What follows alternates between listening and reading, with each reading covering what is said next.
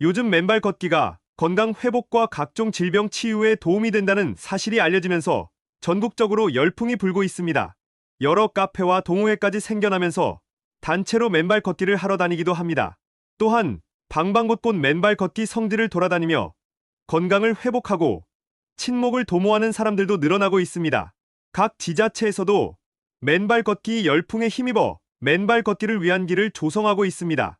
맨발 걷기 축제를 열기도 하여 많은 사람들이 참가하였고 그 열기를 실감할 수도 있었습니다.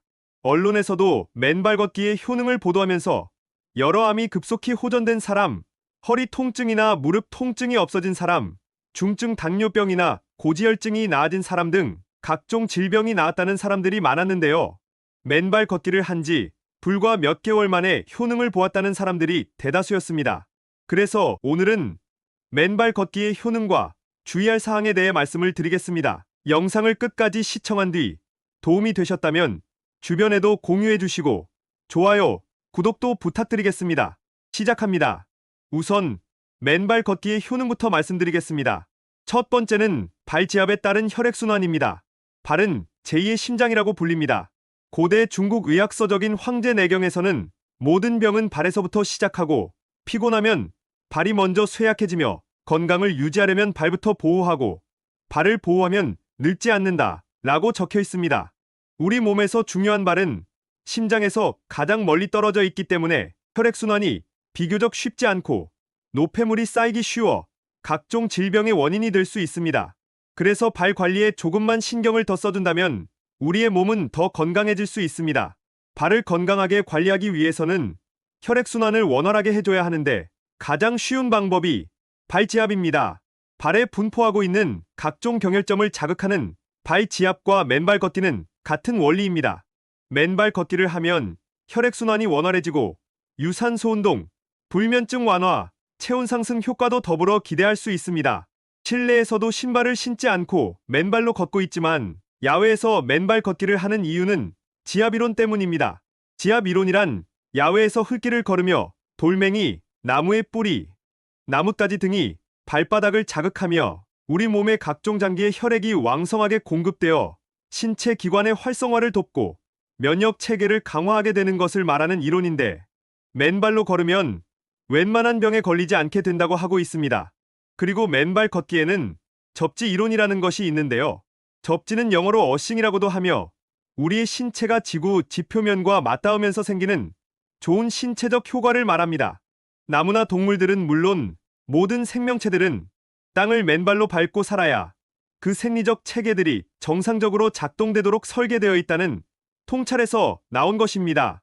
현대인들이 수많은 비감염성 만성 질병들을 포함하여 코로나19와 같은 감염성 질병 앞에 맥없이 무너지고 있는 이유는 바로 여기에 있다고 하는데요.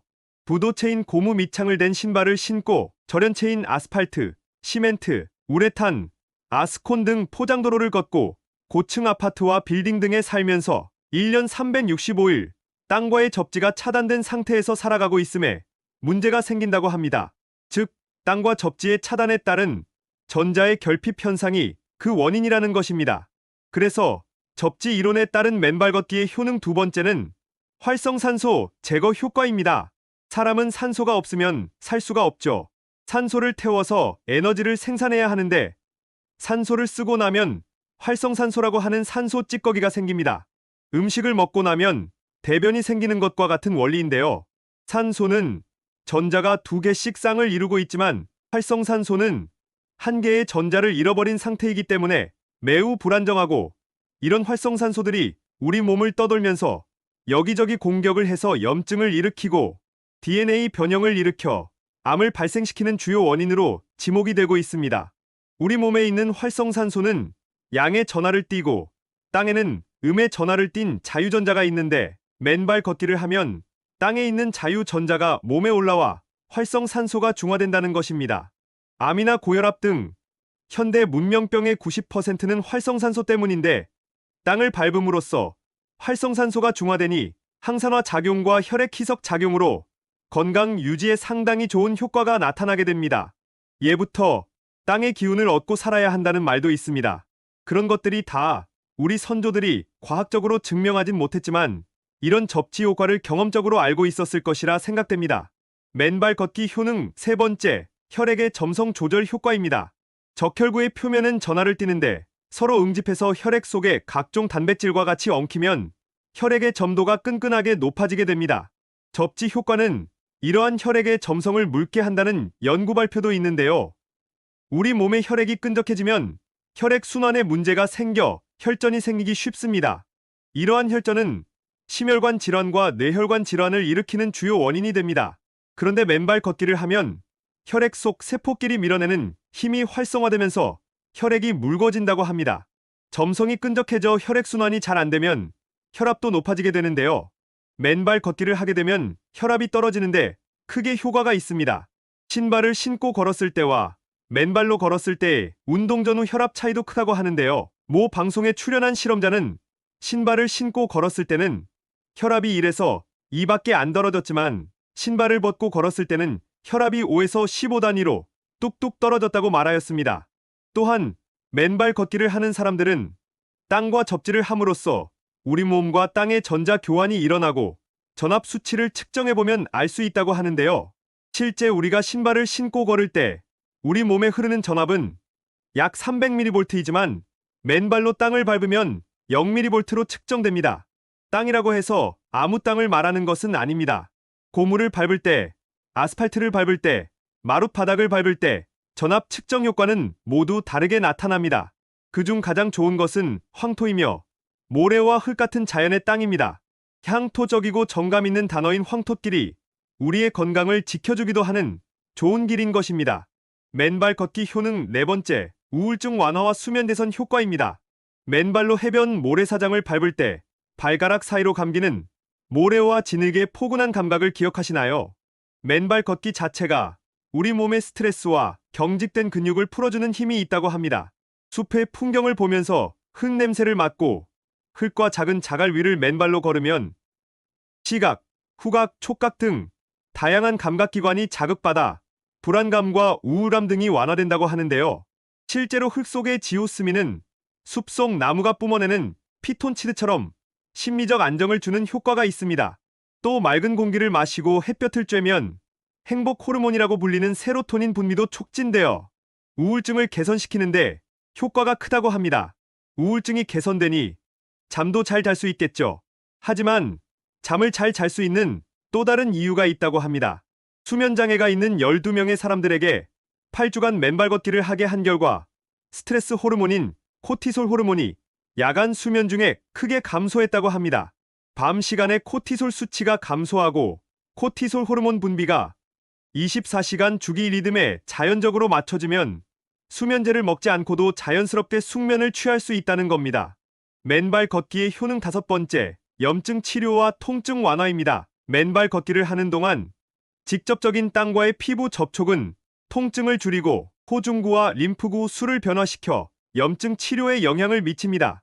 이것은 흙 속에 사는 유기체와 접촉하면서 백혈구 농도에서 차이가 발생하는 것으로 맨발 걷기는 활성산소를 중화시켜 강력한 천연 항염증제 효과를 보인다고 합니다. 또한 맨발 걷기와 통증에 관한 연구에 의하면 차의과대학에서 65세 이상의 허리 통증이 있는 32명의 사람들을 두 그룹으로 나누어 한 그룹은 맨발로 또 한 그룹은 운동화를 신고 4주에 걸쳐 하루에 30분씩 주 3회 모래사장을 걷게 했습니다. 그랬더니 운동화를 신고 걸은 그룹보다 맨발로 걸은 사람들의 허리 통증이 유의미하게 줄어드는 것으로 밝혀졌습니다. 특히 여성분들 사이에선 생리통 완화에도 좋다고 알려져 있으며 먹는 진통제와 다르게 부작용이 없어 좋습니다. 지금까지 맨발 걷기의 효능에 대해 알아보았는데요. 더 많은 내용이 있지만 간단히 요약해서 말씀을 드렸습니다. 혈액순환이 잘 되고 우리 몸의 염증이 치유되며 통증도 완화된다면 모든 질병을 치유하는 근본이 될 것입니다. 그래서 각종 성인병과 허리와 무릎 등 근골격계 질환에도 효과가 있다는 것 같습니다. 이런 맨발 걷기의 효능은 하루만 해도 잠이 잘 오는 걸 느낄 수 있고 질병 치유 효과는 개인마다 시간이 달랐지만 몇 개월 만에 효능을 보았다는 사람들이 대부분이었습니다.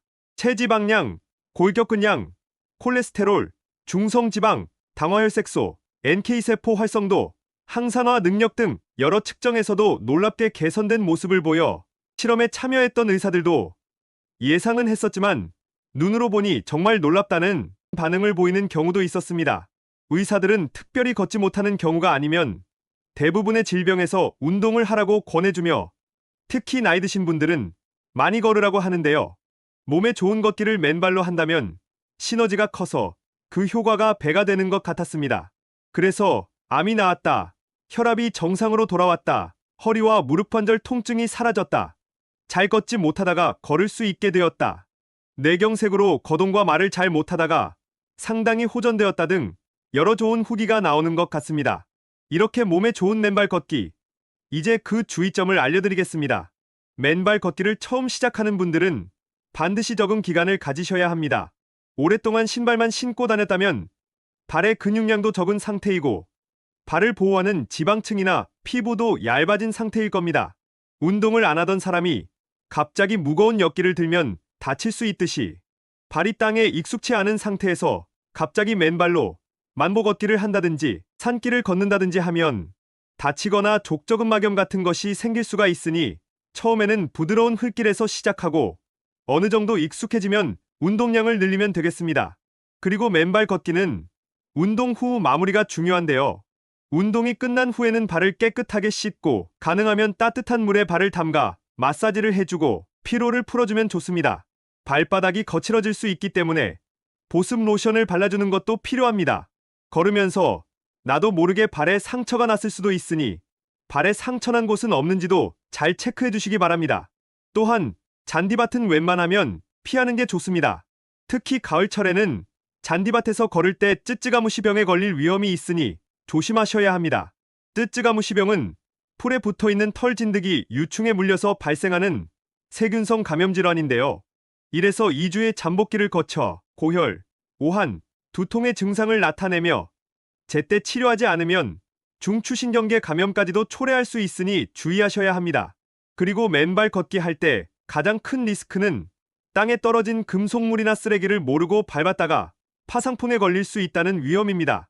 그래서 만들어진 산책로가 아니라 산길이나 숲길 같은 공간도 다양하게 걸어 다니실 분들은 파상풍 주사를 미리 접종하실 것도 추천드립니다. 지금까지 맨발 걷기의 효능과 주의사항에 대해 알아보았습니다. 여러분들 중에서도 이미 맨발 걷기로 건강을 찾으신 분이나 좋은 효과를 보신 분은 댓글로 이야기를 써주시면 감사하겠습니다. 항상 여러분들의 건강과 행복을 기원하겠습니다. 긴 시간 함께 해주셔서 정말 감사합니다. 소중한 분들에게 이 영상을 공유해보세요. 이 영상이 도움이 되셨다면 구독과 좋아요 부탁드립니다. 앞으로도 더 유익하고 도움되는 영상을 제작하겠습니다. 시청해주셔서 감사합니다.